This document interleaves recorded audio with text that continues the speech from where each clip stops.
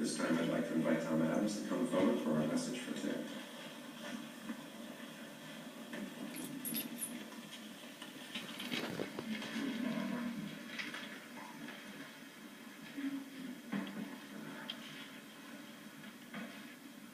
Good morning, everybody. Good morning. I had some heart trouble about close to 10 years ago, and I learned a lesson from that every morning I woke up and my feet hit the floor, I thanked God for another day, and I decided then that,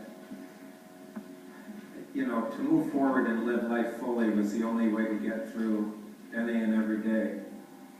And it couldn't prove to be more helpful than just in recent weeks when I was informed that I had terminal stage 4 esophageal cancer. When I first learned the news, the first thing I wanted to know was, what lies before me. And I was informed that I had a year.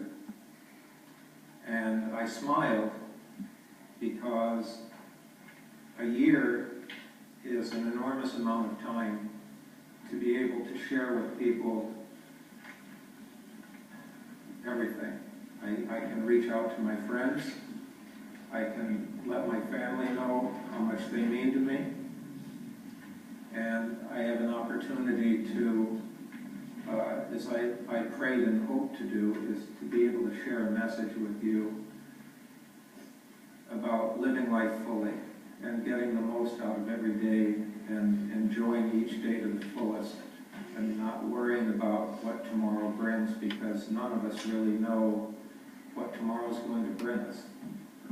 So with that, I tried pushing forward, and I was living in that light. I had actually prayed and asked for, why can't I have more time? I feel like I have a greater purpose, something more I can contribute. Why can't I have more time?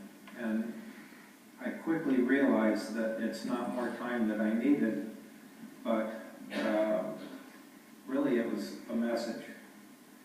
And the message is, and came about from something that happened between my wife and I, as I'm trying to move forward and live with a positive attitude and live each day fully, it became really difficult because, like a lot of people around me,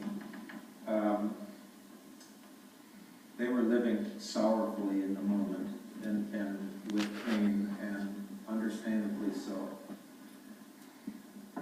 What happened was I had thought about selling my business, and it's a business that has been dear to me, and I've loved doing my work for a long, long time now. But I wanted to be able to focus on my family.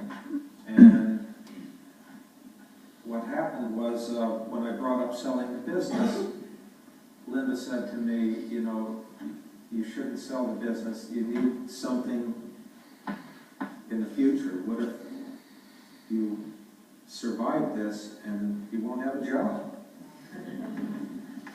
And I said, well, we were both in the room when the news came down, and maybe she heard something I didn't. But we went through a very difficult, probably a good hour of painful acknowledgement of what the future held. And at the end of that hour, I was trying to explain the gift of being able to live life fully, to be able to let go of things and really live in the moment and appreciate every day for what it is and for what God gives us every day, and that is life. Somebody said to me yesterday, living in the present means living with a gift, and that the gift of life is a present. And by living in the present, we are actually acknowledging that gift, and it enables us to live fully and make it a greater contribution in our lifetimes. So, I had been growing a beard when all this started, and after that conversation with my wife, that beard began to represent cancer to me, not defeating cancer, as I hope that one day when I beat this, I'm going to shave this beard off and be a new me, you know. The reality was it represented the cancer, and it was difficult for me to move forward with that. And when I shaved it off, I realized in that moment, I just beat cancer. It no longer was going to control my life and have anything to do with, you know, holding me back and keeping me down, that now I would be able to move forward and really live life fully.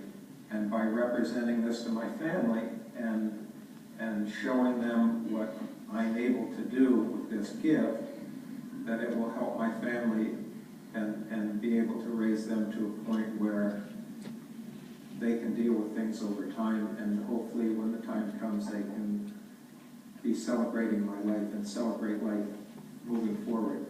So it was a big moment. It was a huge day for me. In fact, I can honestly say it was probably the best day of my life. I had been feeling run down and getting tired, and I worked all day long. In fact, I ran out of gas that day, and I walked all the way to Green Lawn from 25A. I walked all the way back, and I didn't care. I was whistling the whole way. It was a wonderful experience, believe it or not. And so from that point forward, I just decided I was going to live life fully and take on life on a daily basis. And it just changed things immensely for me. And, you know, the message I guess I want to bring forward today to all of you is that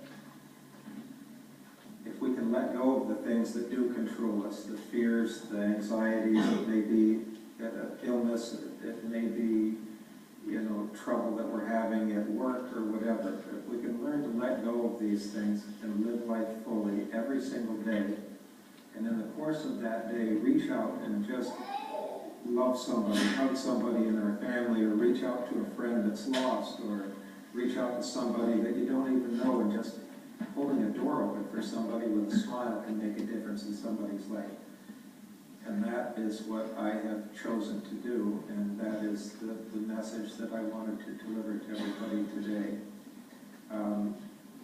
It has meant so much to me, and I look forward to every day. I have no ill feelings. I've accepted this from the beginning, and I mean sincerely when I say that you know, life is a blessing, and I have lived a wonderful life, and I cherish all the friendships and family and friends that I have in my church family, and I am extremely grateful for all of it, and I will continue to be as I move forward. I wanted to, there's a little blue paper in your leaflets. I learned to meditate a long time ago with my heart trouble. I was learning to meditate to slow my heart down because I had a problem with my heart where my heart rate was about 140 beats a minute, and at the time we were frustrated that nothing seemed to be able to be done about it, short of surgery, which I didn't want to do.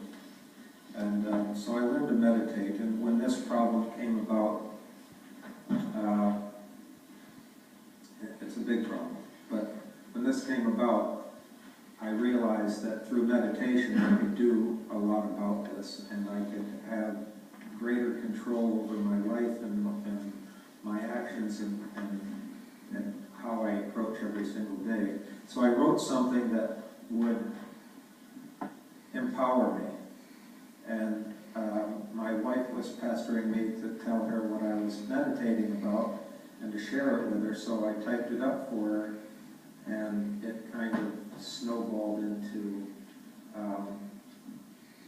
This has gotten around quite a bit in the last week or two, so I wanted to share it with you in my closing here. My body, strong like a tree, with its roots reaching deep into the earth under me.